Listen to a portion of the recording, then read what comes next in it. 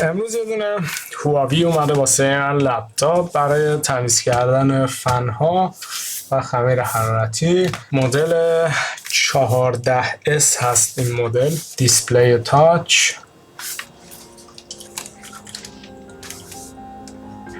بریم که با هم دیگه دستگاه رو باز کنیم. اول ببینیم توش چه شکلیه، بردش و اینا رو یه بررسی کوچیک کنیم و یه سرویس.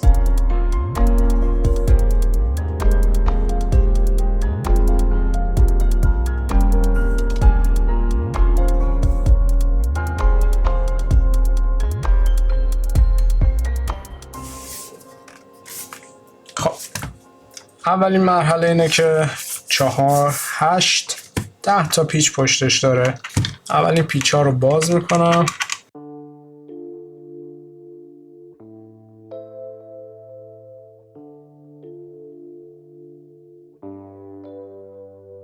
بعد بریم که کاور پشت رو بیاریم بالا.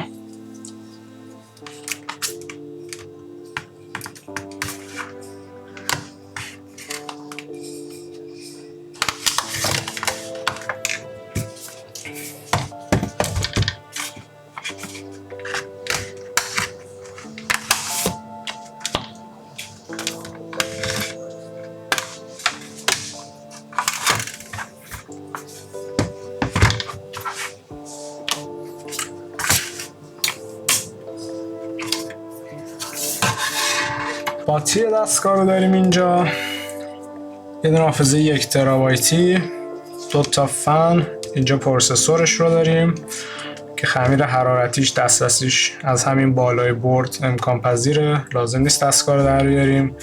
اینجا اسپیکرها رو داریم و سیستم ترک پد پشت باتری قرار داره. کابل از این رو رد شده مثل بقیه مدل ها. کابل دیسپلی رو داریم اینجا و آنتن ها. باتریمون هست، کابل باتریمون که کابل نسوز هست. خوبه توی این دستگاه از این استفاده شده، چون معمولا کابل ها همینجوری این سیم ها اگه بخوام توی مثلا مدل ایسر بهتون نشون بدم مقایسه کنم، به طور مثال این یه لپتاپ ایسر هست، کابل ها همینطوری رد شدن و حتی مدل های ایسوس هم به همین شکله، ولی اینجا پوشیده شدن. کاری که میکنیم اینه که باتری رو اول خارج میکنیم.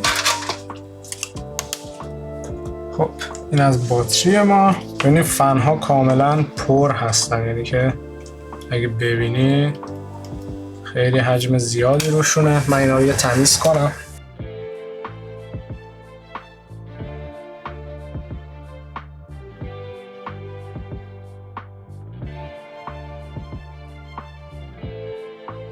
میشه این پیچ اول، پیچ دوم و پیچ سوم برای سفت کردنشون. که برای باز کردن هم میتونید به همین روال، پیچ اول یه ذره اول شل میکنیم، پیچ دوم و پیچ سوم.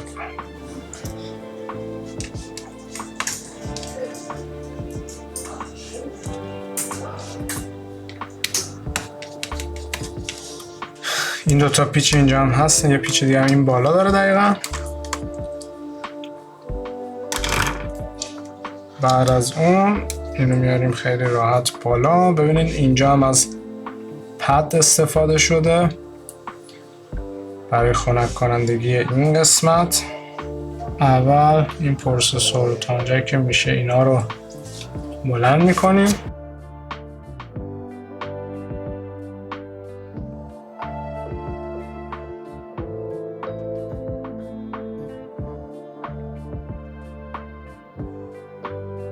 خمیر حرارتی هم ببینید، چیپ بزرگ، خیلی راحت، فقط روی قسمت مرکزیش. خمیر رو خیلی منظم روی کل این سطح پخش میکنیم.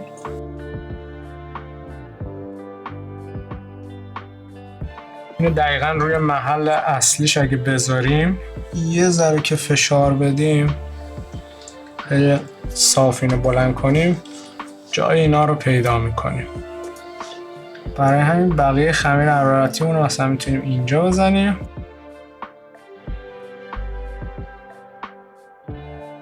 اینو میذاریم دوباره سر جاش. پیچای بالا و پایین رو سفت میکنیم.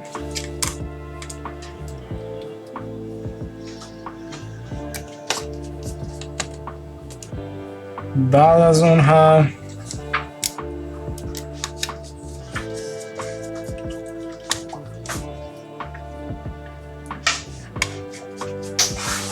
اینا رو اول فقط در یه حدی میبندیم.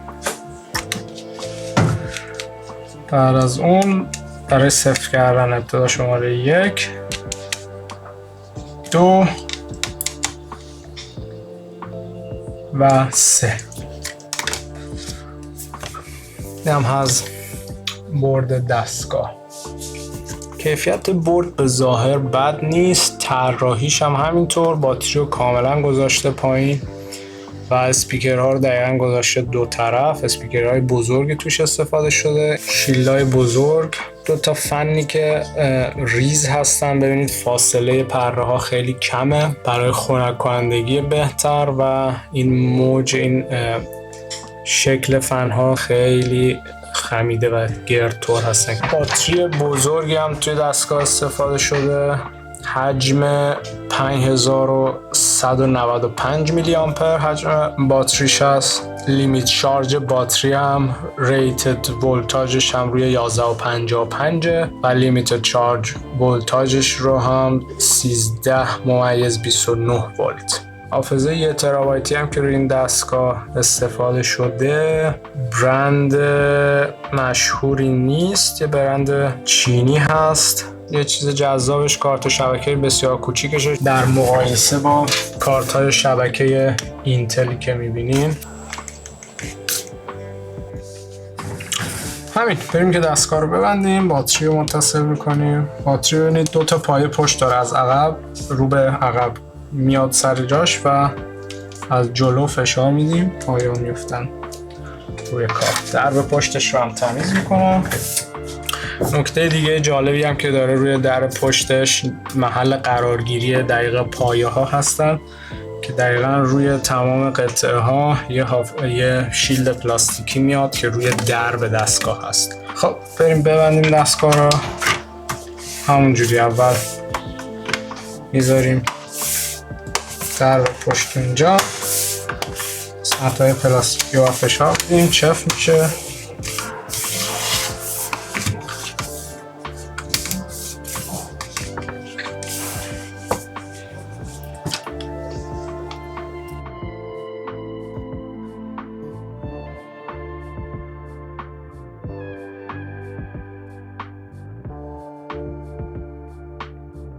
پیچ گوشتی هم که برای پشت استفاده میشه پیچ گوشتی T5 هست.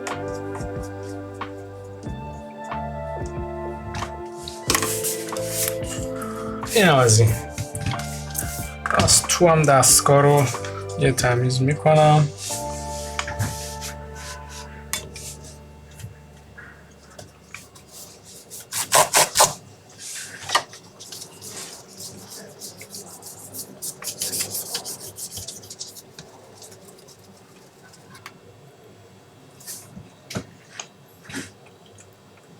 این هم از این. این هم سنسورهای فیس آیدیش.